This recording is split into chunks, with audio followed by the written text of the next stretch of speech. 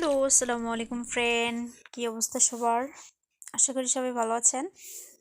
তো আজকে পেয়ারা মাখার ভিডিও নিয়ে আসলাম। আজকে পেয়ারা মাখা খাবো হামান দিস্তাই দিয়ে। এই জন্য পেয়ারা আর কাঁচামরিচ কিতলিয়ে নেওয়া হচ্ছে।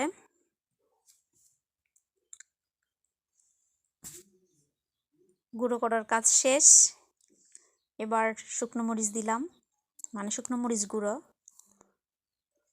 কাসুন্দি, অল্প পরিমাণে চিনি, মানে আমি মিষ্টি কম খাবো এই কারণে চিনিটা অল্প দিলাম, আমার ঝালঝালি পছন্দ।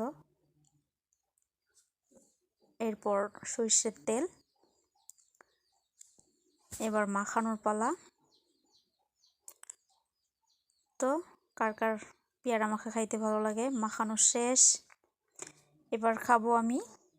ওকে, সবাই ভালো থাকবেন, সুস্থ থাকবেন। আল্লাহ হাফেজ।